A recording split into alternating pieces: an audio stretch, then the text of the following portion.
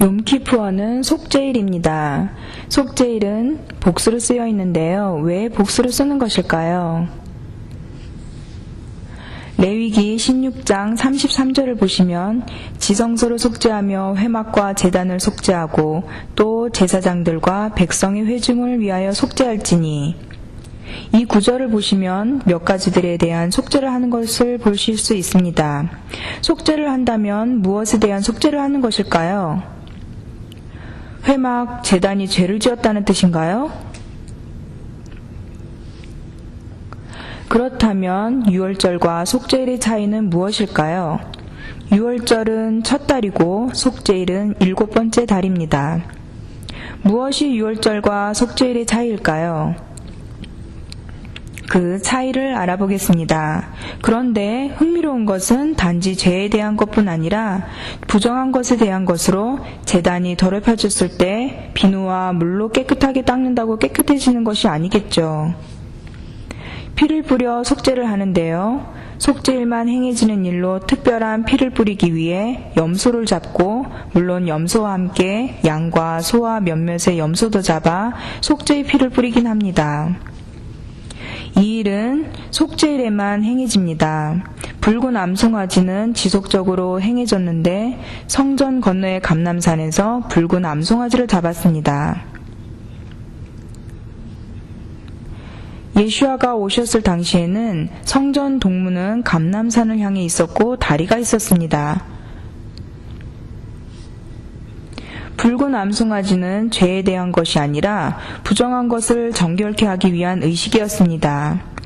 예를 들어 무덤을 지나갔다면 무덤을 지나가는 것은 죄가 아닙니다.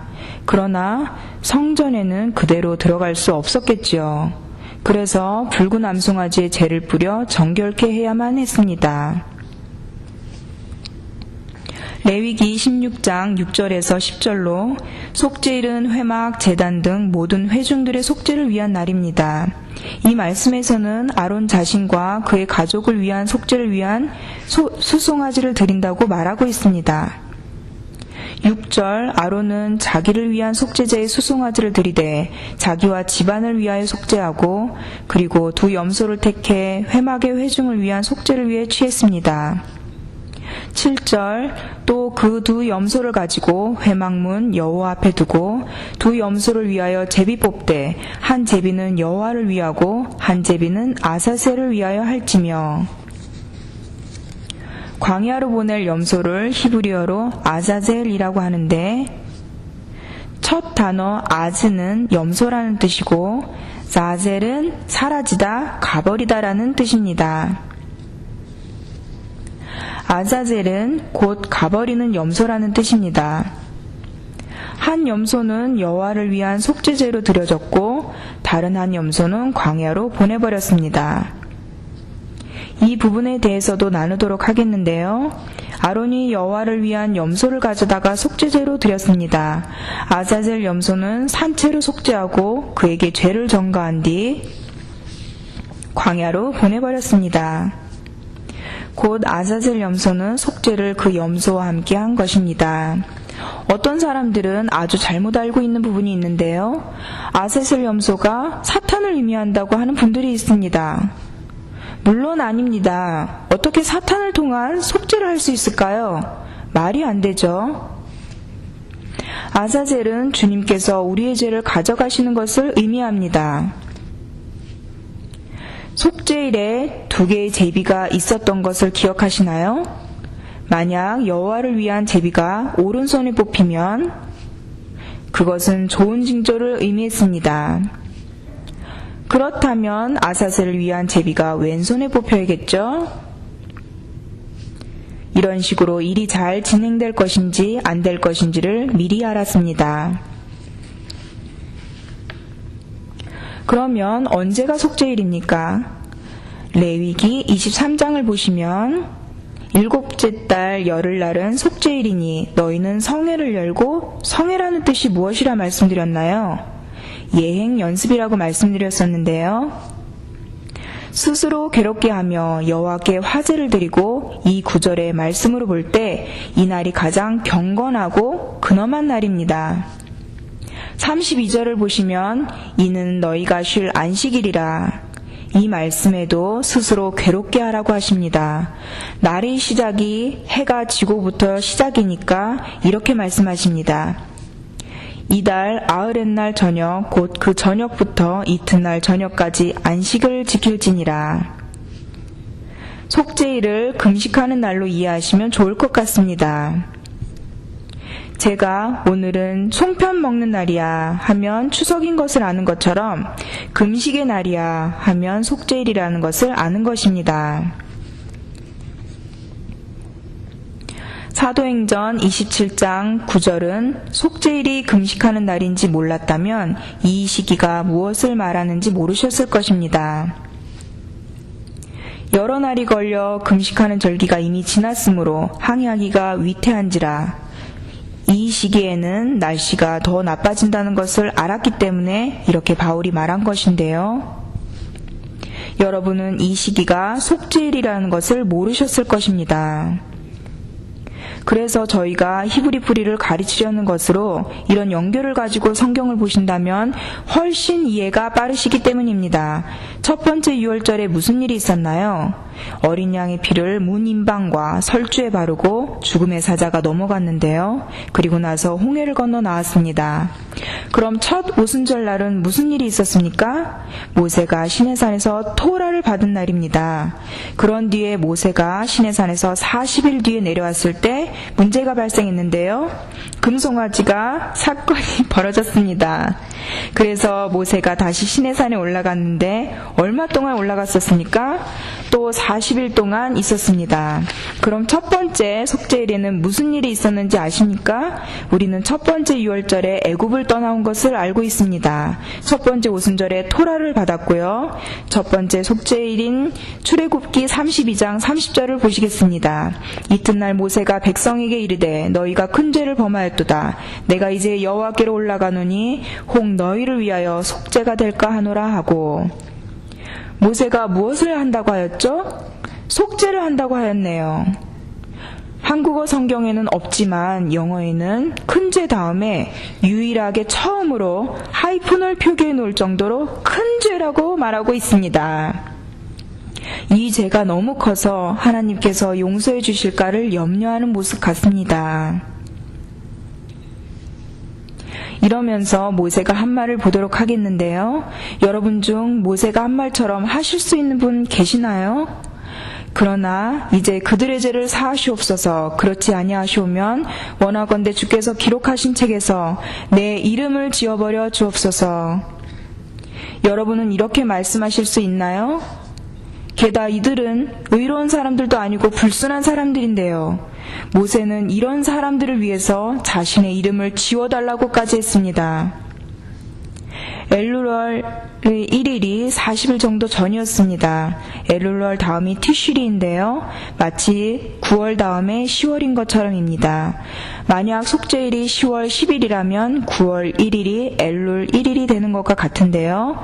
그럼 모세가 엘룰월 1일에 시내산에 올라가서 40일 동안 있다 티슈리 10일에 내려온 것이 됩니다.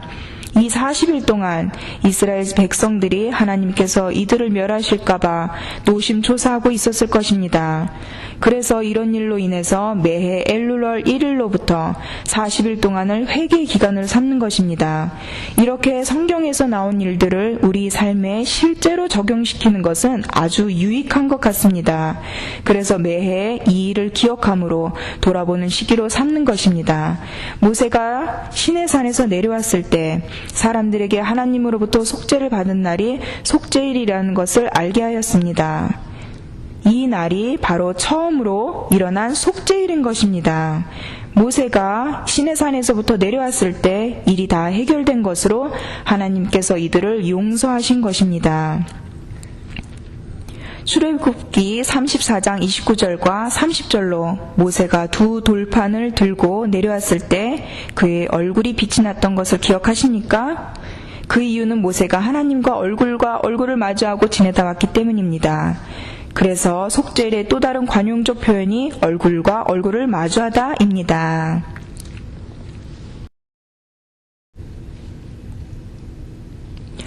지성소로 들어갈 수 있는 날이 언제인가요? 속죄일입니다. 속죄일은 티슈리월의 10일입니다. 속죄일 첫날 시내산에서 내려왔을 때 이스라엘 백성들이 속죄함을 받은 줄 알게 됩니다. 그 다음에 오는 절기는 초막절인데요. 그럼 첫 번째 초막절에는 무슨 일이 있었을까요? 모세가 내려온 뒤 무슨 일이 있었는지 출애굽기 35장을 보시겠습니다.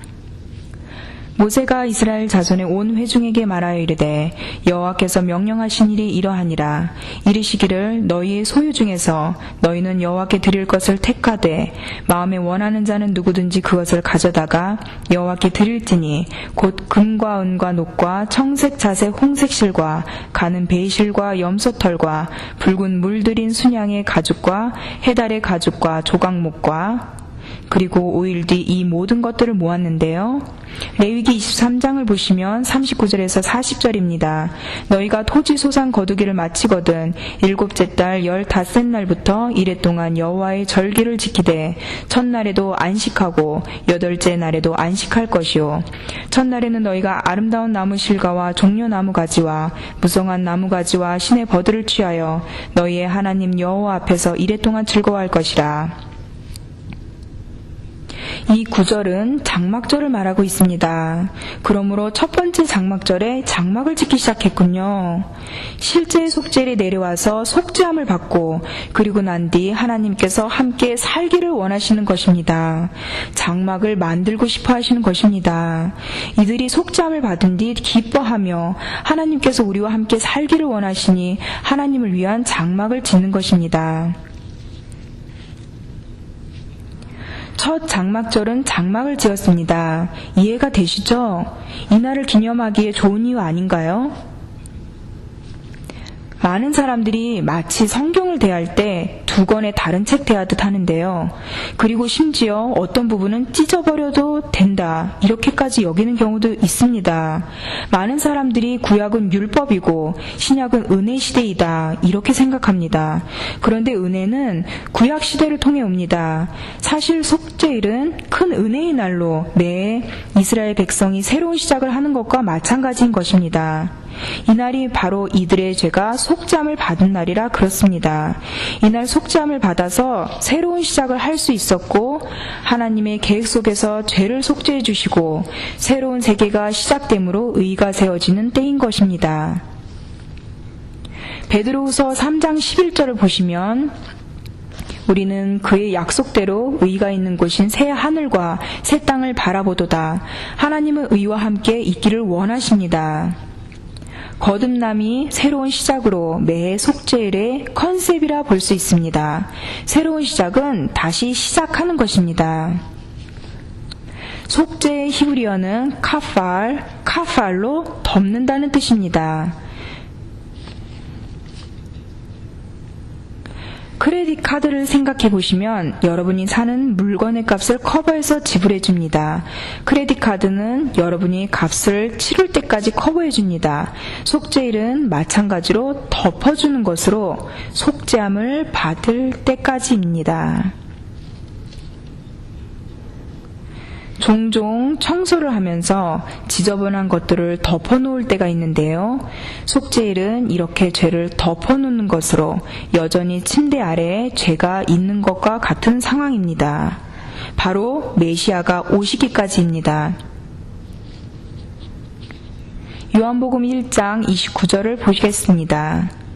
이튿날 요한이 예수께서 자기에게 나오심을 보고 이르되 보라 세상 죄를 지고 가는 하나님의 어린 양이로다. 그러므로 첫 언약은 우리의 죄를 덮는 것에 대한 것입니다. 그래서 덮어 있으므로 보이지 않는 것입니다. 크레딧 카드를 생각해 보신다면 실제 돈을 지불할 때까지 커버를 해주는 것과 같은데요. 그래서 시편 103편 12절에 동이 서에서 먼 것 같이 우리의 죄가를 우리에게서 멀리 옮기셨으며 지금은 우리의 죄를 우리에게서 멀리 옮기신 상태입니다. 멀리 옮기신 덮어놓으신 상태입니다. 미가서 7장 19절을 보시면 다시 우리를 불쌍히 여기셔서 우리의 죄악을 발로 밟으시고 우리의 모든 죄를 깊은 바다에 던지시리이다. 우리에게서 옮기신 것뿐 아니라 깊은 바다에 던지신다고 하셨습니다. 용서하시는 것뿐 아니라 기억도 안 하신다고 하셨습니다. 이 말씀 들어보셨죠? 하나님께서 잊어버린다고 하셨는데 성경에서 피가 얼마나 중요한지에 대한 생각이 듭니다. 피가 새 언약의 증표입니다. 피가 영생을 가져다 줍니다. 피가 구속함을 줍니다. 속죄함을 받습니다. 주님 앞에서 의롭다함을 받을 수 있습니다. 우리를 용서하시고 화목하게 하셨습니다. 깨끗하게 하시고 이기는 자가 되게 해주십니다. 우리는 피로 사신 바 되었습니다. 이렇듯 피가 얼마나 중요한지 아실 것입니다. 특히 속죄일에는 더더욱 그렇습니다. 욥기 9장 30에서 33절에 욥이 말하기를 내가 눈 녹은 물로 몸을 씻고 잿물로 손을 깨끗하게 할지라도 주께서 나를 개천에 빠지게 하시리니 내 옷이라도 나를 싫어하리이다. 하나님은 나처럼 사람이 아니신즉 내가 그에게 대답할 수 없으며 함께 들어가 재판을 할 수도 없고 다시 말하자면 내가 만약 당신을 상하게 한다면 다른 사람이 와서 재판하겠지만 만약 내가 하나님을 상하게 한다면 누가 감히 하나님과 사람 사이를 중재하겠냐는 뜻입니다. 그래서 사무엘상 2장에서 사람이 사람에게 범죄하면 하나님이 심판하시려니와 만일 사람이 여호와께 범죄하면 누가 그를 위하여 강구하겠느냐. 이 구절은 중요한 말씀으로 예수야가 하나님이라는 것을 깨달아야 합니다. 어떤 사람들은 예수야가 좋은 사람으로 여기는 사람들이 있습니다. 예수야가 사람이면서 또한 하나님이시기 때문에 중재자 역할을 하실 수 있는 것입니다. 시편 49편 15절에 그러나 하나님은 나를 영접하시리니 이러므로 내 영혼을 수월의 권세에서 건져내시리로다. 갈라디아서 3장 13절로 그리스도께서 우리를 위하여 저주를 받은 바 되사. 시편 49장입니다. 아무도 자기의 형제를 구원하지 못하며 그를 위하여 속전을 하나님께 바치지도 못할 것은 그들의 생명을 속량하는 값이 너무 엄청나서 영원히 마련하지 못할 것임이니이다. 화면에서 여러분은 돈을 보고 계신데요. 그런데 이런 돈 가지고 우리가 속죄함을 받으려 해도 어쩔 수 없는 상황입니다. 이런 돈으로는 해결할 수 없습니다. 얼마나 내가 돈을 많이 가지고 있든 내가 어떤 세상에서의 가치가 있는 것으로 대가를 지불하려 하더라도 어떤 것을 가지고 우리를 사망에서부터 건져낼 수 없습니다. 절대 불가능합니다. 그러나 하나님께서는 우리의 영혼을 속량하실 수 있습니다. 돈이 아니라 하나님께서만 하실 수 있습니다. 갈라디아서 3장 13절에 그리스도께서 우리를 속량하셨다고 하십니다. 구원은 거저이지만 그것을 위해 엄청난 대가가 지불됩니다. 여러분이 여러분 자녀에게 신용카드를 줘서 쓰게 하면 그 자녀는 공짜로 쓰지만 여러분이 그 값을 지불하지 않습니까? 우리는 종종 우리에게 주어진 구원이 얼마나 큰 값을 지불한 것인지 잊을 때가 있습니다. 히브리서 10장 4절에서 6절입니다. 이는 황소와 염소의 피가 능히 죄를 없이 하지 못함이라. 죄를 덮을 수는 있지만 죄를 없애지는 못합니다. 우리가 속죄를 통해 깨닫는 것은 이스라엘 국가가 속죄함을 받는 날이라는 것입니다. 유월절은 개개인의 속죄가 이루어집니다. 이런 식으로 생각해 보시기 바랍니다. 유월절은 개개인의 구속, 그리고 속죄일과 초막절은 나라의 구속함이 이루어집니다. 모든 자들이 무릎 꿇고 예수를 주라 시인하는 날이 온다고 말씀하고 있습니다. 각 개인은 자진해서 행함으로 유월절의 구속함을 받는 것이고 속죄일과 장막절의 모든 정부가 그들이 원하든 안 원하든 주님께 무릎을 꿇게 될 것입니다. 가을 절기는 국가적 구속을 의미합니다. 그리고 특히 속죄일은 이스라엘만의 구속을 의미합니다. 여러분은 이방 나라에 대해 언급이 없는 것을 아실 것입니다. 속죄일은 대제사장과 그의 가족과 회막과 이스라엘의 회중만을 위한 것이라는 것을 아실 것입니다. 대제사장이 있는 에봇이나 흉패에 대해서 아실 것입니다. 그런데 속죄일의 대제사장은 5번의 목욕을 합니다. 제복의 겉옷과 세마포 속옷으로 갈아입으면서 손과 발을 10번씩 씻고 그리고 옷을 벗고 5번 목욕하는 과정을 거쳤습니다. 흰 세마포 옷을 대제사장이 입었는데요. 흰 세마포는 의로움을 상징합니다. 제가 기초를 세우는 일을 하는 것인데요. 계시록을 다 읽어보셨을 것입니다. 여러분이 가을 절기를 이해하지 못한다면 계시록을 바르게 이해하지 못할 것입니다. 계시록에서 나팔에 대해 많이 언급된 것을 보셨을 것입니다. 계시록에서 나팔절에 대한 말씀이 나와 있고 또한 속죄일에 대한 말씀이 나와 있습니다. 그리고 초막절에 대해 나와 있습니다. 그리고 난 뒤 천년 왕국의 이야기입니다. 모두 계시록에 나와 있고 순서대로 나와 있습니다. 아론이 성소로 들어갈 때, 그런데 여러분 중 대제사장이 지성소로 들어갈 때 줄을 매고 들어갔다고 배우셨을 것입니다. 그런데 세마포 옷에는 벨트 같은 것을 묶을 수 없었습니다. 지성소로 들어가기 위해서는 흰 세마포를 입어야 했는데 거기에는 끈을 맬 수 없었던 것입니다. 만들어낸 이야기입니다. 1년에 한 번 지성소로 들어가는데 일반 대제사장복이 아니라 흰 세마포를 입었기 때문에 그럴 수 없었던 것입니다. 끈을 발목에 묶어 들어가지도 않았습니다. 우리가 그렇게 들어왔죠.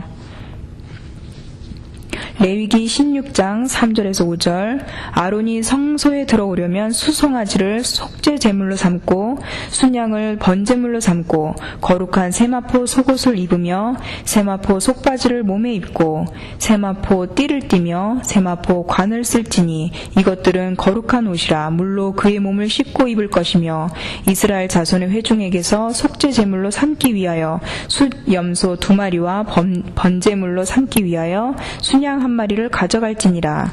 이 구절을 보더라도 아자젤은 사단을 상징하는 것이 아닙니다. 속죄일에는 스스로 괴롭게 하라고 하셨는데요. 이사야 53장을 보면 예수아에 대해서 그는 실로 우리의 질고를 지고 우리의 슬픔을 당하였거늘 예수아께서 우리의 속죄를 위해 슬픔 곧 괴롭힘을 당하셨기 때문에 우리가 그러한 이유로 금식을 하는 것입니다. 다음 그림은 좀 흥미로운데요. 이사야 1장 18절에서 너희의 죄가 주홍 같을지라도 눈과 같이 희어질 것이요 진홍같이 붉을지라도 양털같이 희게 되리라. 하나님이 붉은 것을 희게 만들게 하기를 원하십니다. 아주 상징적 의미가 있는데 조금 후에 말씀드리도록 하겠습니다. 예레미야 2장 22절 네가 잿물로 스스로 씻으며 네가 많은 비누를 쓸지라도 네 죄악이 내 앞에 그대로 있으리니. 특이한 것은 히브리어로 씻는다는 것은 실제로는 밟는다는 뜻입니다. 발로 밟는다는 뜻인데요. 잿물을 여러분에게 붓는다는 것을 상상하실 수 있나요? 그리고 비누는 산성의 산을 의미하는 것으로 단지 씻는 수준이 아니라 녹일 수 있는 수준입니다. 그러므로 잿물과 비누는 아주 극단적인 표현입니다. 그런데 이런 극단적인 방법을 쓰더라도 죄악이 없어질 수 없다는 뜻입니다. 그대로 있는다는 뜻은 자국이 있다는 것인데요. 바로 그림에서 보시는 것처럼 돌을 파서 새겨진 것 같은 흔적을 말하는 것입니다. 산성이 강한 것으로 녹이려 해도 돌에 새겨진 것이 없어지진 않겠죠. 문제는 우리가 돌 같아서 죄는 마치 판에 새겨진 것 같으니까요. 이런 우리의 죄를 없애는 것은 예수와의 피밖에 없는 것입니다. 그림에서 2마리의 염소를 보고 계십니다. 이스라엘의 나라 전체의 죄를 속죄하기 위해 제사장이 하는 절차가 너무 중요해 실패하면 안 됩니다. 1년에 한 번 있는 일인데 만약 대제사장이 실수라도 한다면 이것은 엄청난 재앙이 될 것입니다. 다시 반복해서 치를 수가 없을 테니까요. 속죄일 일주일 전부터 대제사장이 합숙하면서 준비합니다. 500명의 제사장들이 대제사장을 돕는 일을 하는데요. 제사장들이 일을 도우면서 또 배우고 그러다 만약 대제사장에게 무슨 일이 생기면 대신할 대제사장이 준비가 됩니다. 여러분의 사장님이 어떤 일도 안 할 때가 있는 것 아십니까? 이런 상황이 이해가 되십니까? 대제사장도 그런 경우와 같습니다. 대제사장은 실제 무슨 일이 어떻게 돌아가는지 잘 모를 때가 많습니다. 너무 심하네요. 일주일 동안 대제사장이 그곳에서 합숙하면서 배우도록 하는 것입니다. 종종 대제사장이 정치적 상황에 의해 임명되었고 심지어 레위 지파로부터 임명되지 않을 때도 있었습니다. 그렇다면 무늬만 대제사장에게 속죄를 맡겼다는 뜻인데 좀 말이 안 되는 것 같긴 합니다. 젊은 제사장들이 했던 일이 대제사장을 돌보는 일이었습니다. 주로 사두개인들과 권력 있는 사람들이 대제사장을 임명했는데요. 하루 전에는 대제사장이 밤을 새워서 젊은 제사장이 읽어주는 성경 말씀들을 외워야 했습니다. 제사장이 대제사장을 깨워서 잘 말씀을 외우는지 보고 돌봐야 했습니다. 왜냐하면 이런 대제사장의 손에 속죄의식을 맡긴다는 것이 불안했기 때문입니다. 만약 대제사장이 일을 제대로 하지 못한다면 큰일이 나는 것이었죠. 이 일은 엄청나게 중요한 일인데 이스라엘 백성들은 한 사람에게 나라의 속죄를 맡긴다는 것인데요. 상상해 보시기 바랍니다. 저에게 맡겨놓고 속죄를 담당하게 한다면요?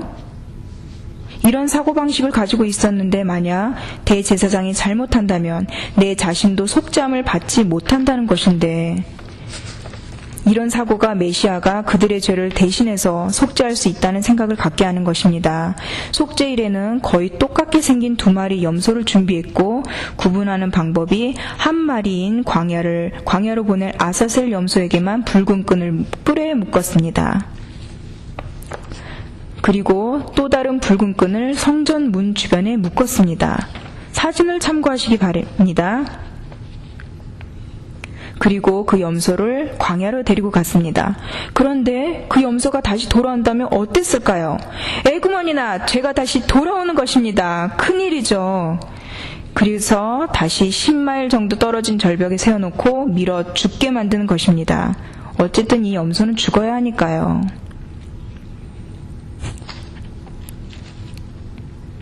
역사의 기록을 살펴보면 매해 신실하게 이런 속죄일을 지내면 성전의 문에 있던 붉은 천이 희게 변하였다고 합니다. 너희의 죄가 주홍 같을지라도 눈과 같이 희어질 것이요. 이 구절 말씀대로 붉은 천이 희어진 것을 보고 죄 사함을 받은 것을 알게 되었다고 합니다. 회당에 모든 사람들이 흰옷을 입고 옵니다. 만약 속죄일에 회당에 가신다면 쿠니드레이라고 하는데 모두 흰옷을 입고 올 것입니다. 모든 것이 흰일 것입니다. 그런데 흰색은 무엇을 의미하죠? 성도의 옳은 행실을 의미합니다. 이날 속죄함을 받게 되는 것입니다. 계시록을 보시면 흥미로운 말씀이 나오는데요.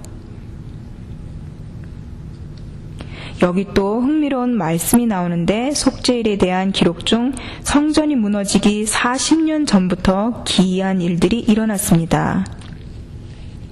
언제 성전이 무너졌습니까? 주후 70년입니다. 그럼 여기서 40년을 빼면 몇 년이죠? 주후 30년경에 무슨 일이 일어났습니까? 예수야께서 돌아가셨습니다.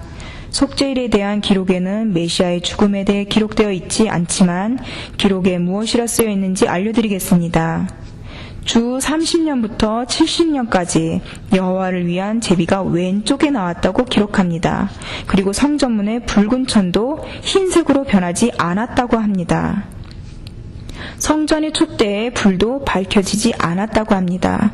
그리고 성전문이 스스로 열렸고 사진을 보시면 이 문이 보통의 문인데 3-4m 정도의 문인데요. 그것에 비해 이 성전의 문은 얼마나 큰지 보시기 바랍니다. 문이 너무 무거워서 20명 정도의 제사장들이 함께 열었는데요. 그런데 이런 무거운 문이 저절로 열렸다니 이런 기이한 일들이 일어났습니다. 레위기 25장 9절에서 10절을 보시도록 하겠습니다. 7째 달 열흘날은 속죄일이니 너는 풀나팔 소리를 내되 전국에서 풀나팔을 크게 불지며 너희는 50년째 해를 거룩하게 하여 희년을 의미하는데요. 여러분, 희년의 나팔은 속죄일에만 부는 것을 아십니까? 그 땅에 있는 모든 주민을 위하여 자유를 공포하라. 이 말씀은 이사야 61장 1절에서 2절을 통해 예언되었는데요. 주 여호와의 영이 내게 내리셨으니 이는 여호와께서 내게 기름을 부으사 가난한 자에게 아름다운 소식을 전하게 하려 하심이라. 나를 보내사 마음이 상한 자를 고치며 포로된 자에게 자유를, 갇힌 자에게 노임을 선포하며 여호와의 은혜의 해와 우리 하나님의 보복의 날을 선포하여 모든 슬픈 자를 위로하되 희년을 선포하는 것인데요. 누가복음 4장을 보시면 예수께서 성령의 충만함을 입어 요단강에서 돌아오사 광야에서 40일 동안 성령에게 이끌리시며 40일이라고 하셨네요. 마귀에게 시험을 받으시더라. 이 모든 날에 아무것도 잡수시지 아니하시니 날수가 다음에 줄이신지라. 14절 21절을 보시면 예수께서 성령의 능력으로 갈릴리에 돌아가시니 그 소문이 사방에 퍼졌고 친히 그 여러 회당에서 가르치심에 뭇사람에게 칭송을 받으시더라. 예수께서 그 자라나신 곳 나사렛에 이르사 안식일에 늘 하시던 대로 회당에 들어가사 성경을 읽으려고 서심해 속죄일은 어느 요일과 상관없이 안식일이라 부릅니다.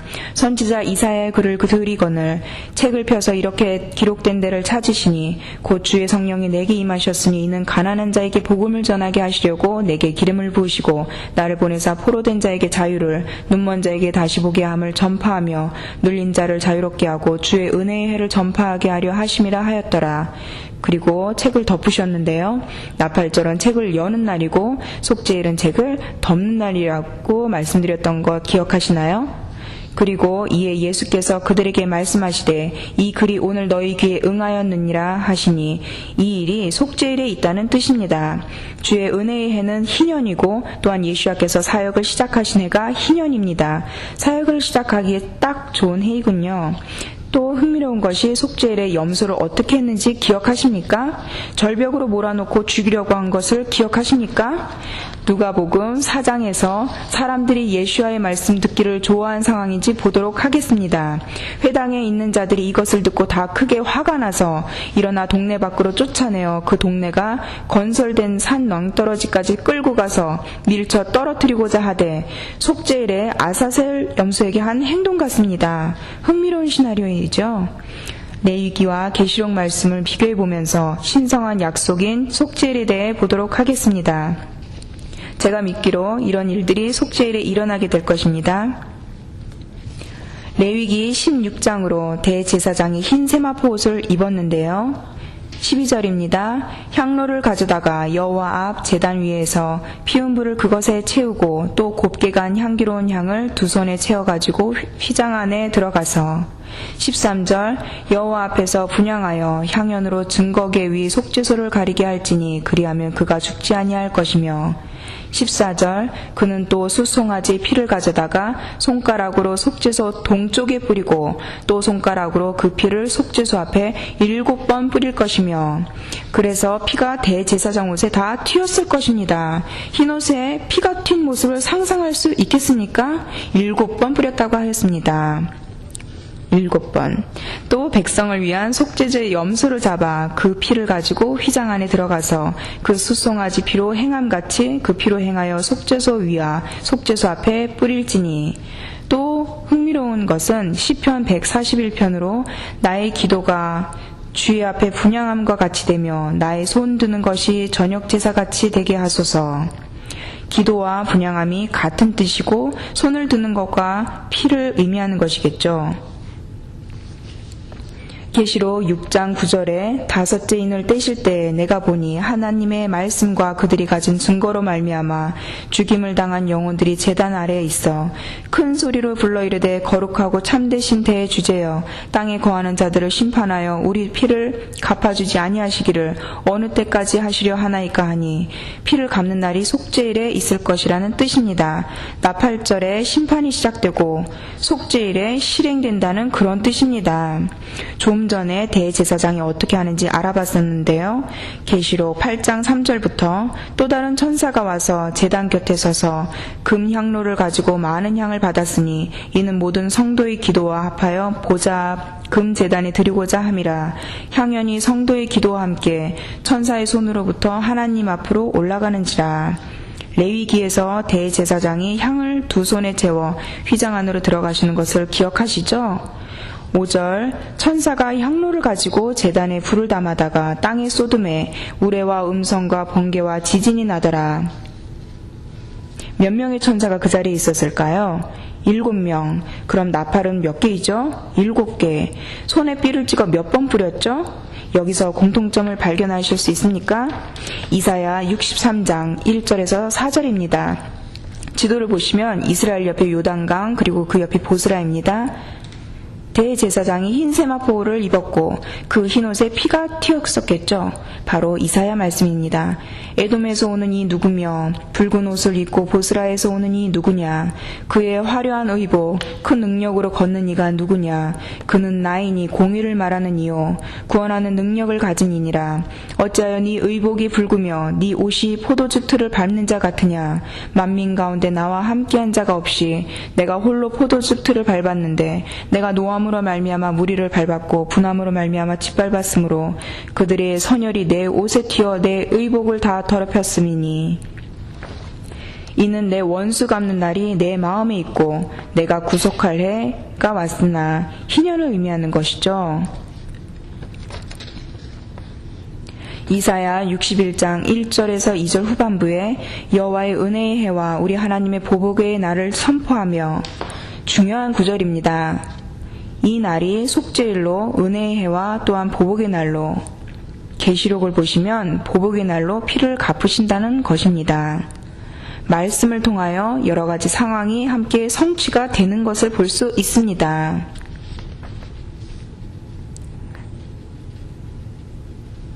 계시록 11장 15절에서 19절에서 18절을 보면 이방들이 분노하며 주의 진노가 내려 죽은 자를 심판하시며 속죄일에 대한 장면입니다. 좋은 사람에게 좋은 심판을, 나쁜 사람에게 나쁜 심판을 내리시는 것이죠. 종선지자들과 성도들과 또 작은 자든지 큰 자든지 주의 이름을 경외하는 자들에게 상 주시며 또 땅을 망하게 하는 자들을 멸망시키실 때로소이다 하더라. 얼마나 자주 지성소에 들어갈 수 있었죠?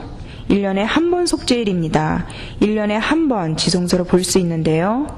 19절로 이에 하늘에 있는 하나님의 성전이 열리니 성전 안에 하나님의 언약궤가 보이며 또 번개와 음성들과 의뢰와 지진과 큰 우박이 있더라. 속죄일을 말하는 것으로 그러므로 성전이 열리고 또한 언약궤를 볼 수 있는 것입니다. 마태복음 13장 38절에서 39절입니다.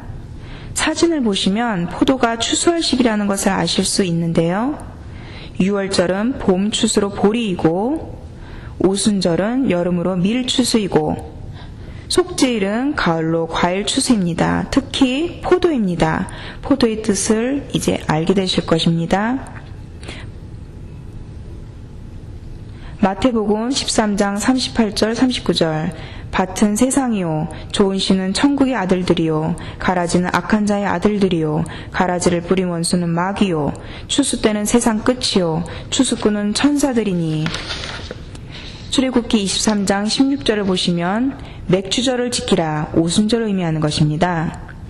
이는 네가 수고하여 밭에 뿌린 것의 첫 열매를 거둠이니라 수장절을 지키라 바로 속죄절을 의미하는 것인데요.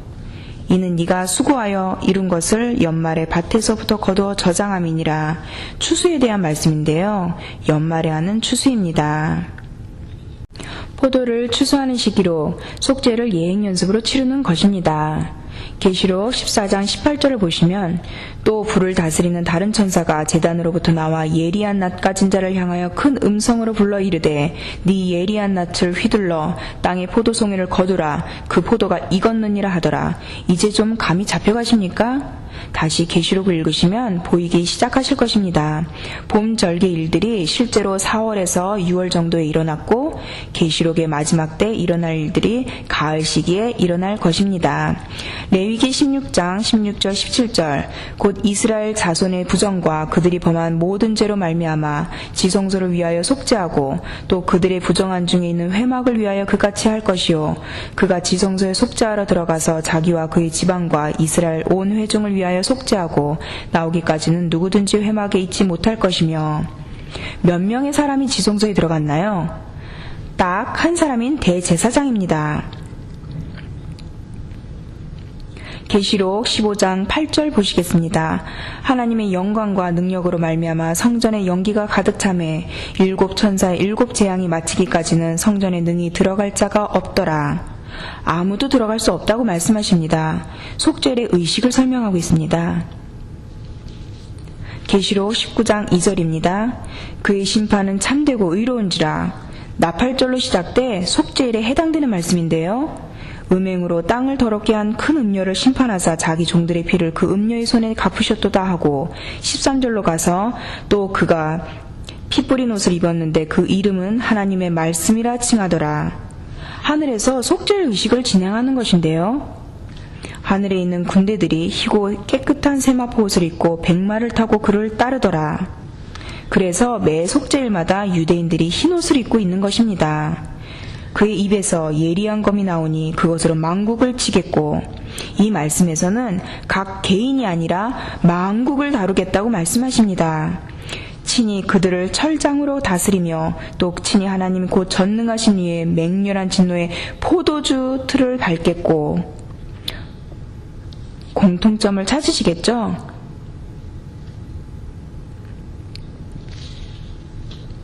자, 이제 아주 가장 놀라운 것인데요. 예언적으로 앞으로 속죄일에 무슨 일이 일어날지에 대한 것입니다. 많은 일이 있겠고 우리는 이 날이 정확히 어떤 해인지는 모릅니다. 이스라엘의 국가에 대한 예언적인 말씀입니다. 이 날이 바로 이스라엘의 국가 차원에서 예수아가 메시아라는 것을 인정하게 되는 날입니다. 이스라엘의 국가 전체의 구속이 이루어지는 날입니다. 아주 기대가 되는데요.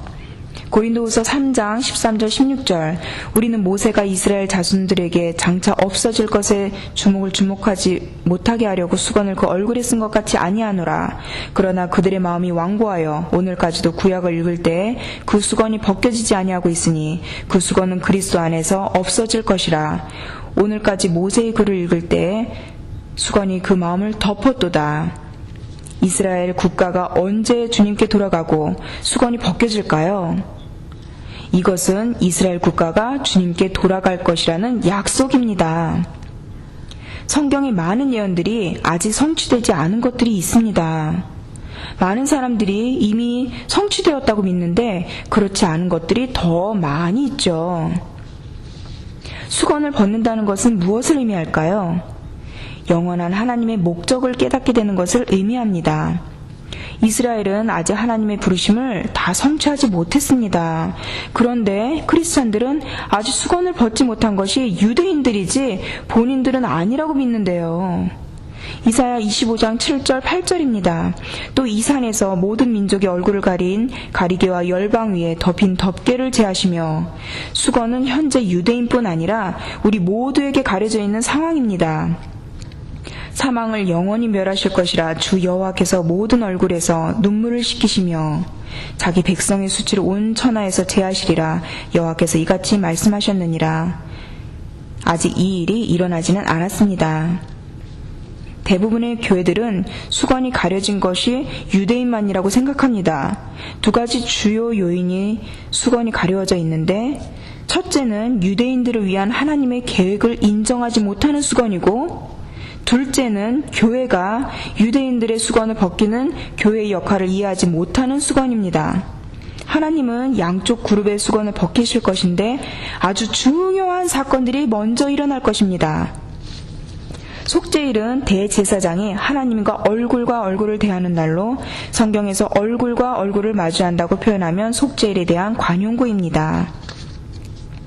레위기 16장 2절에 모세에게 아론이 아무 때나 속죄소 앞에 들어오지 말라고 이르시는 장면입니다. 1년에 한 번 들어갈 수 있었습니다. 레위기 16장 34절입니다. 이는 너희가 영원히 지킬 규례라. 이스라엘 자손의 모든 죄를 위하여 1년에 한 번 속죄할 것이니라. 여러분의 대부분은 구약에 나온 희생제사는 죄를 위한 것이었다고 알고 계실 것입니다. 죄와 상관없는 제사도 있는데요. 수천 년 동안 드렸던 감사의 제사와 화목제는 죄와 상관이 없는 제사입니다. 에스겔 20장 33절 35절을 보시면 주 여호와의 말씀이니라 내가 나의 삶을 들고 맹세하노니 내가 능한 손과 편팔로 분노를 쏟아 너희를 반드시 다스릴지니라. 능한 손과 편팔로 분노를 쏟아 너희를 여러 나라에서 나오게 하며 너희의 흩어진 여러 지방에서 모아내고 너희를 인도하여 여러 나라 광야에 이르러 거기에서 너희를 대면하여 심판하되. 속죄일에 일어나는 일에 대한 말씀입니다. 수건이 벗겨지는 것입니다. 이제 이들이 예수아가 메시아라는 것을 깨닫게 되는 것입니다. 스가랴 12장 10절입니다. 화면을 보시면 주님의 손에 못자국이 있고 사람들이 흰옷을 입고 있는 장면이네요. 내가 다윗의 집과 서울도 뉴욕도 아니죠. 예루살렘 주민에게 은총과 강구하는 심령을 부어주리니 그들이 그 찌른 바 그를 바라보고 그를 위하여 애통하기를 독자를 위하여 애통하듯 하며 그를 위하여 통곡하기를 장자를 위하여 통곡하듯 하리로다. 이들이 메시아라는 것을 알아보는 것입니다. 요한복음 19장 37절 또 다른 성경에 그들이 그 찌른 자를 보리라 하였느니라. 계시록 1장 7절 볼지어다 그가 구름을 타고 오시리라. 각 사람의 눈이 그를 보겠고 그를 찌른 자들도 볼 것이요 땅에 있는 모든 족속이 그로 말미암아 애곡하리니.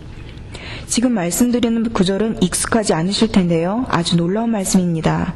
호세아 5장 15절입니다. 주님께 하루는 1000년 같고 1000년도 하루 같은 것을 아시죠? 아담으로부터 예수아까지 4000년으로 4일이라 할 수도 있습니다. 예수아로부터 지금까지 2000년 정도니 이틀이라고 할 수 있습니다. 예수아로부터 지금까지 이틀 동안의 일이라고 볼 수 있는데요. 호세아 5장입니다. 그들이 그 죄를 뉘우치고 내 얼굴을 구하기까지 내가 내 곳으로 돌아가리라. 죄를 뉘우쳐야 돌아올 수 있다고 말씀하고 계십니다. 그들이 고난받을 때 속죄일을 고난의 날이라고도 합니다. 나를 간절히 구하리라. 그리고 6장으로 가서 오라 우리가 여호와께로 돌아가자. 여호와께서 우리를 찢으셨으나 도로 낫게 하실 것이요 우리를 치셨으나 싸매어 주실 것임이라. 여호와께서 이틀 후에 우리를 살리시며. 1948년 이스라엘에 국가가 생겼습니다. 셋째 날에 천년왕국이죠. 우리를 일으키시리니 우리가 그의 앞에서 살리라. 이 말씀에 셋째 날에 천년왕국에 대해서 말씀하고 계십니다. 휴거되어 그분과 함께 살게 되겠죠. 3절 우리가 여호와를 알자 힘써 여호와를 알자. 그의 나타나심은 새벽빛같이 어김없나니 비와 같이 땅을 적시는 늦은 비와 같이 우리에게 임하시리라 하니라. 비가 하나님의 축복이라고 말씀드렸었죠. 마태복음 23장 내가 너희에게 이르노니 이제부터 너희는 찬송하리로다. 주의 이름으로 오시는 이여 할 때까지 나를 보지 못하리라 하시니라. 다시 말씀드리면 너희가 찬송하리로다. 주의 이름으로 오시는 이여 이렇게 말할 때까지 나는 가지 않을 것이다 라는 뜻입니다. 만약 여러분이 주님이 돌아오길 바라신다면 이스라엘 국가의 구속을 위해 기도하셔야 합니다. 속죄일에 믿는 자들이 해야 하는 일입니다. 우리는 속죄함을 받았습니다. 그러므로 이스라엘을 위해 금식하며 기도해야 할 것입니다. 여러분이 기도한다면 유대인들도 예수아를 메시아로 인정하게 될 것입니다. 로마서 11장 25절부터 형제들아 너희가 스스로 지혜있다 하면서 이 신비를 너희가 모르기를 내가 원하지 아니하노니. 이 신비는 이방인의 충만한 수가 들어오기까지 이스라엘의 더러는 우둔하게 된 것이라. 모든 유대인이 다 우둔하게 되었다는 뜻이 아니므로 지금도 구원받는 유대인이 있다는 것입니다. 그리하여 온 이스라엘이 구원을 받으리라. 국가적 차원의 구원이 이루어질 것입니다. 기록된 바 구원자가 시온에서 오사 야곱에게서 경건하지 않은 것을 돌이키시겠고 내가 그들의 죄를 없이 할 때 언제 죄를 없애주시나요? 속죄일입니다. 하나님의 언약은 유효합니다. 그런데 왜 이스라엘과 하나님과의 관계는 끝났다고 하시는 분들은 있는지요? 그렇다면 이스라엘과 하나님의 언약이 끝이면 당신과 하나님과 언약도 끝이라는 것을 모르시나 봅니다. 이스라엘과의 언약은 아직 다 성취되지 않았습니다. 28절 복음으로 하면 그들이 너희로 말미암아 원수된 자요 택하심으로 하면 조상들로 말미암아 사랑을 입은 자라. 하나님의 은사와 부르심에는 후회하심이 없느니라. 이들의 부르심이 무엇일까요? 로마서 10장 형제들아 내 마음에 원하는 바와 하나님께 구하는 바는 이스라엘을 위함이니 곧 그들로 구원을 받게 함이라.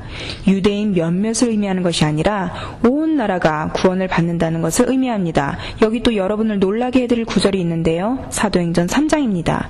주님이 이미 십자가에서 돌아가시고 부활하신 뒤 승천하셨을 때입니다. 그럼 주님이 어디 계시죠? 하늘나라에 계시죠. 베드로가 한 말을 들어보시도록 하겠습니다.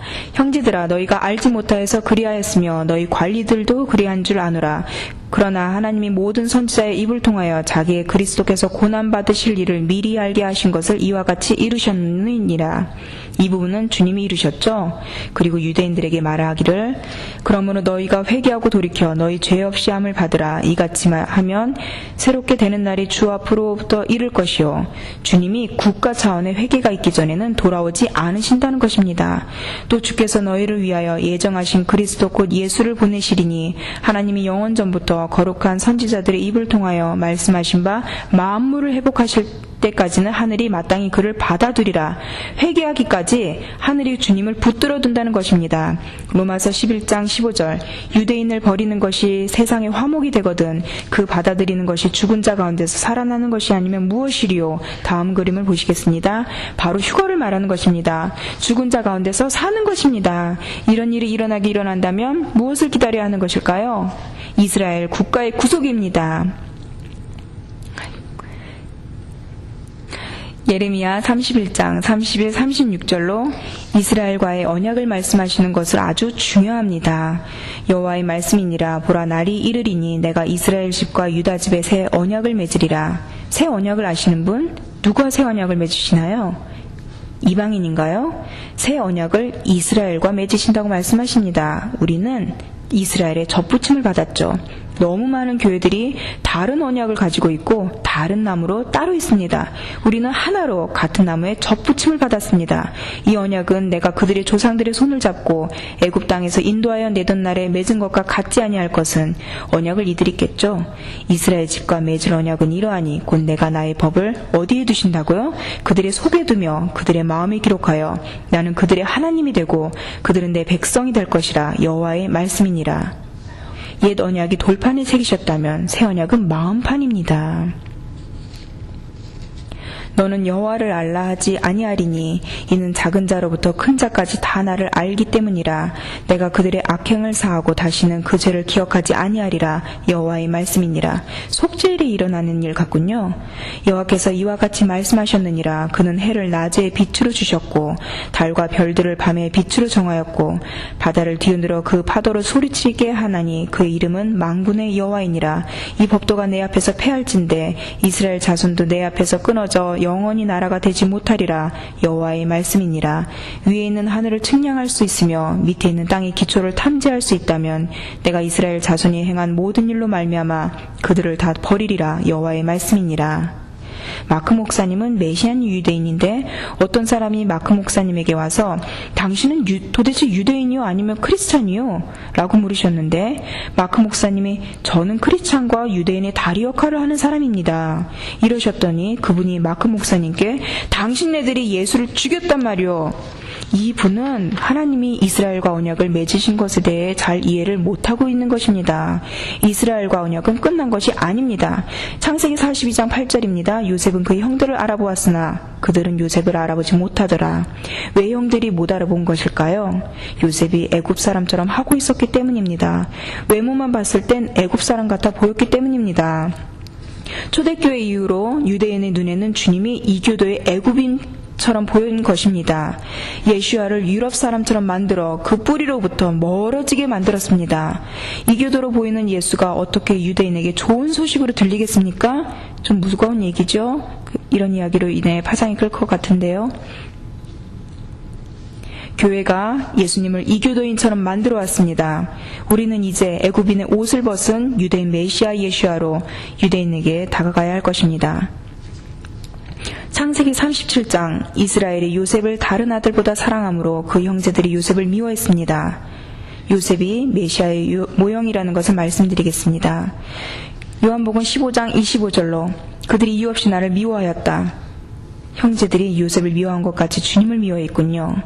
창세기 37장 18절, 요셉이 그들에게 가까이 오기 전에 그들이 요셉을 멀리서 보고 죽이기를 꾀하여, 마태복음 26장 4절, 예수를 괴계로 잡아 죽이려고 의논하되, 창세기 37장 26절, 유다가 자기 형제에게 이르되 우리가 우리 동생을 죽이고 그의 피를 덮어둔들 무엇이 유익할까 말한 사람이 바로 유다입니다. 그래서 팔자고 한 것입니다. 마태복음 26장 15절, 내가 예수를 너희에게 넘겨주리니 얼마를 주려느냐 하니 그들이 은 30을 달아주거늘 주님을 판 것입니다. 스가랴 11장, 내가 그들에게 이르되 너희가 좋게 여기거든 내 품삯을 내게 주고 그렇지 아니하거든 그만두라. 그들이 은 30개를 달아서 내 품삯을 삼은지라. 마태복음 27장 35절, 저희가 예수를 십자가에 못 박은 후에 그 옷을 제비 뽑아 나누고, 창세기 39, 17, 18, 요셉이 보디발의 아내에게 거짓 고소를 당합니다. 주님도 거짓 고소를 당하셨죠? 창세기 41, 48, 바로가 그의 신하들에게 이르되 이와 같이 하나님의 영에 감동된 사람을 우리가 어찌 찾을 수 있으려 하고, 예수야도 마찬가지시죠. 창세기 41장 55절, 기근이 오니 바로가 요셉에게 가서 그가 너희에게 이르는 대로 하라 하니라. 가나안의 혼인잔치 때 마리아가 하인들에게 예수가 하라는 대로 하라고 했죠. 창세기 41장 7절 8절, 요셉은 그의 형들을 알아보았지만 형들은 못 알아보았습니다. 창세기 42장 21절로 우리가 아우의 일로 말미암아 범죄하였도다. 그가 우리에게 애걸할 때 그 마음의 괴로움을 보고도 듣지 아니하였으므로 이 괴로움이 우리에게 임하던도다. 창세기 43장 3절과 9절에서 누가 요셉을 팔자고 했죠? 유다죠. 유다가 요셉에게 설득하는 장면입니다.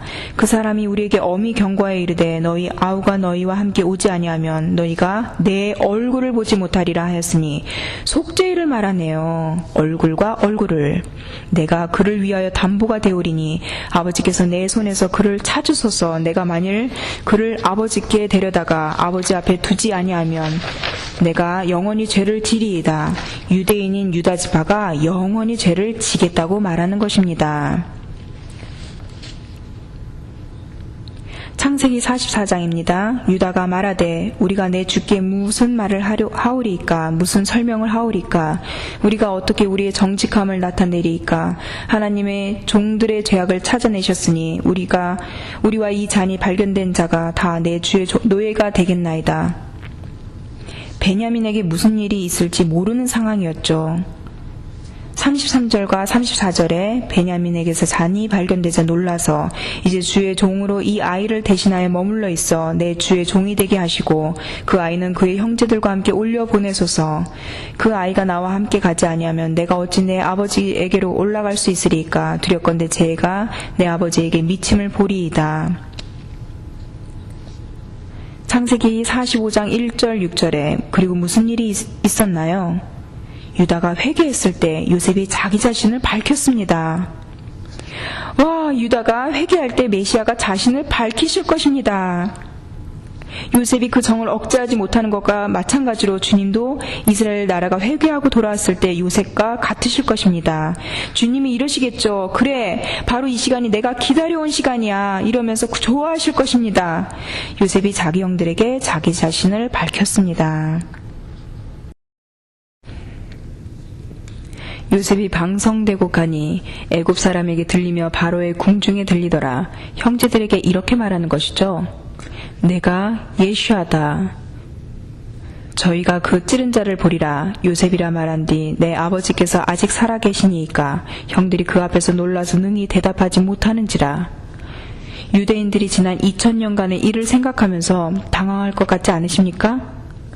요셉이 어떻게 반응하는지 보겠습니다. 이 반응으로 아마 주님이 이렇게 반응하실 것 같은데요.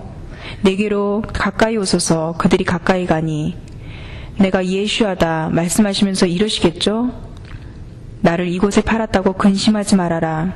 하나님께서 나를 보내신 것은 영생을 주시려고 보내신 것이다. 속죄일을 믿는 사람들에게는 기쁨의 날입니다. 우리는 어린 양의 피로 구속함을 받았기 때문입니다. 그러나 동시에 이스라엘 국가를 위하여 하나님께서 그들의 눈을 열어주셔서 예수야를 메시아로 받아들이도록 중보해야 합니다. 출애굽기 12장 6절에 6월절을 말하는데요. 해질 때 이스라엘 회중이 그 양을 잡고 양을 잡으라고 명령을 받았습니다. 그리고 이들은 하라고 하신 것만을 순종해야 했습니다. 출애굽기 12장 21절에 너희는 나가서 너희의 가족대로 어린 양을 택하여 6월절 양으로 잡고 이렇게 명령을 받았는데요. 출애굽기 12장 12절 14절에 만약 이들이 불순종하면 이들이 멸망할 것이라 말씀하셨습니다. 이 말이 진실이죠. 만약 예수야가 돌아가시지 않았다면 우린 모두 멸망했겠죠. 그래서 이스라엘에게 양을 잡으라고 명령하신 것입니다. 그렇지 않으면 네가 멸망당한다고 하신 것입니다. 그래서 이들이 순종했어야만 했습니다. 유다가 큰 형이고 이방인이 작은 동생입니다. 흥미로운 것이 또 그 다음 절기가 초막절인데요. 속죄일에서 5일 뒤입니다. 초막절은 나라들의 절기라고도 부릅니다. 왜 이것이 중요할까요? 간단하게 말씀드리자면 창세기 10장 1절에서 32절에 보시면 노아의 아들 셈과 함과 야베스 족보는 이러하니라. 홍수 후에 그들이 아들들을 낳았으니 이들로부터 여러 나라 백성으로 나뉘어서 각기 언어와 종족과 나라가 되었습니다. 창세기 10장을 보시면 70개의 나라로 하나님께서 나누게 하신 것을 보실 수 있습니다. 창세기 10장에는 아직 아브라함이 나오지 않았습니다. 이삭과 야곱도 없었죠. 신명기 32장 8절을 보시면 지극히 높으신 자가 민족들에게 기업을 주실 때 인종을 나누실 때 이스라엘 자손의 수요대로 백성들의 경계를 정하셨도다. 그런데 아직 이스라엘 자손이 존재하지도 않을 때였습니다. 출애굽기 1장 5절 야곱의 허리에서 나온 사람이 모두 70이요. 창세기 10장에서도 나라도 70이었습니다. 출애굽기 19장 6절이 이들의 부르심인데요. 너희가 내게 대하여 제사장 나라가 되며 거룩한 백성이 되리라. 중재자가 되고 하나님이 이들과의 언약을 버리시지 않으셨습니다. 다음 장면을 보시면 민수기 29장 13절에서 32절에 초막절 기간 중에 이스라엘은 70마리 수송아지를 잡습니다. 12절에 일곱째 달 15째 날에는 너희가 성회로 모일 것이요 예행 연습을 하라는 말씀이죠. 아무 일도 하지 말 것이며 이래 동안 여호와 앞에 절기를 지킬 것이라. 너희 번제로 여호와께 향기로운 화제를 드리되 수송아지 13마리와 그 다음은 12마리, 11마리, 10마리, 9, 8, 7 이렇게 해서 7일 동안 70마리의 수송아지를 잡았습니다. 왜 70마리의 수송아지를 잡았을까요? 속죄일은 나라를 위한 속죄를 하는 날이고 초막절도 나라를 위한 속죄를 하는 때이기 때문입니다. 그럼 어리석은 나라들이 무슨 짓을 했는지 보시겠습니다. 사단이 그들 자신의 속죄를 위해 사용하는 것들을 무너뜨리도록 속여 이들이 무너뜨렸습니다. 사단이 구속을 위해 필요했던 것들을 무너뜨리게 한 것입니다. 70마리의 수송아지가 70개의 나라들을 위해 필요했던 것입니다. 양과 염소를 나눈다는 이야기를 들어보셨을 것입니다. 여러분은 아마 이것이 각각 개인에게 해당되는 말이라고 아실 것입니다. 너는 양, 너는 염소 이렇게요. 그런데 그렇지 않습니다. 마태복음 25장 35절부터 보시면 한국어에는 민족이라 되어 있지만 나라들이 정확한 표현입니다. 모든 나라들을 그 앞에 모으고 각각 구분하기를 목자가 양과 염소를 구분하는 것 같이 하여 양의 나라와 염소의 나라로 구분하신다는 것인데 어떻게 구분하실까요? 이스라엘에게 어떻게 대했나로 정해집니다. 이것은 각자의 개인에게 해당되는 것이 아닙니다. 개인의 속죄는 6월절에 해당되는 것이고 이날은 나라들을 위한 날입니다. 나라들이 하나님의 언약의 나라를 반대하지 않는다는 뜻으로 선물을 가져왔는데요. 스가랴 14장 4절에 그날에 그의 발이 예루살렘 앞 곧 동쪽 감람산에 서실 것이요 감람산은 그 한가운데가 동서로 갈라져 매우 큰 골짜기가 되어서 이 일이 일어났나요? 아니죠. 산 절반은 북으로, 절반은 남으로 옮기고 메시아가 다시 오실 때 감람산으로 오신다는 것인데요. 16절을 보시면 예루살렘을 치러왔던 이방 나라들 중에 남은 자가 해마다 올라와서 그 왕 만군의 여호와께 경배하며 무엇을 한다고 써있나요? 초막절을 지킬 것이라. 우리는 천년왕국에서도 매해 초막절을 지키게 될 것입니다. 17절에 땅에 있는 족속들 중에 그 왕 만군의 여호와께 경배하러 예루살렘에 올라오지 아니하는 자들에게는 비를 내리지 아니하실 것인즉 뿐만 아니라 재앙도 내리신다고 말씀하십니다. 애굽 사람이나 이방 나라 사람이나 초막절을 지키러 올라오지 아니하는 자가 받을 벌이 그러하니라. 초막절을 지키라고 말씀하십니다. 이것이 바로 어떤 일이 있을지에 대해 우리가 이해해야 하는 말씀입니다. 마지막 구절은 요한 3서 9절에서 10절입니다. 만약 여러분 중 히브리 관점이든 토라에 대해 잘 모르신다면 어떤 일이 일어날지 잘 모르게 되실 텐데요. 히브리 관점을 회복하는 것은 아주 중요합니다. 이제 때가 되어 말라기 예언대로 모세에게 명한 법인 토라를 회복하는 시기가 되었으니 감사할 일입니다. 요한이 주님과 가장 가까운 사람 중 한 사람이었던 것을 아실 것입니다. 주님도 요한을 사랑하고 요한도 주님을 사랑했습니다. 여러분의 교회에 요한을 초대하고 싶지 않으십니까? 그럼 여기에 뭐라고 말하는지 보겠습니다. 요한이 누구에게 말하고 있는 것인가요? 교회에게 쓰는 것으로 디오드레베가 유대인 이름 같나요? 헬라 이름 같나요? 헬라 이름으로 유대인의 친구, 이런 뜻입니다. 아마 크리스천 교회의 몫이라고 여기시면 될 것 같습니다. 요한이 무엇라 말하고 있나요? 그들 중에 으뜸되기를 좋아하는 이방인들 같지 않나요? 우리를 맞아들이지 아니하니. 세상에, 유대인인 요한을 이때부터 교회에서 받아들이지 않았다뇨. 그러므로 내가 가면 그 행한 일을 잊지 아니하리라. 그가 악한 말로 우리를 비방하고도 오히려 부족하여 형제들을 맞아들이지도 아니하고 맞아들이고자 하는 자를 금하여 교회에서 내쫓는도다. 이때부터도 유대인이 교회에서 내쫓김을 받았군요. 제가 말씀드리고 싶은 것은 예루살렘의 국제 기독교 대사의 웹사이트에 가시면 화면에 보이는 사이트입니다. 수천 명의 크리스찬들이 이제 초막절을 이해하고 초막절을 지키기 위해 이스라엘에 온다는 것을 확인하실 수 있을 것입니다. 이제 수백만의 크리스찬들이 전 세계적으로 절기의 중요성에 대해 이해하기 시작하고 있습니다. 이것은 저만 이렇게 전하는 것이 아니라 전 세계에 걸쳐 일어나고 있는 일입니다. 저는 여러분에게 예언적인 일들이 일어나고 있는지에 대해 맛보기로 소개하고 있는 것입니다. 하나님께서 여러분이 이런 일들을 이해하고 동참하기를 원하십니다.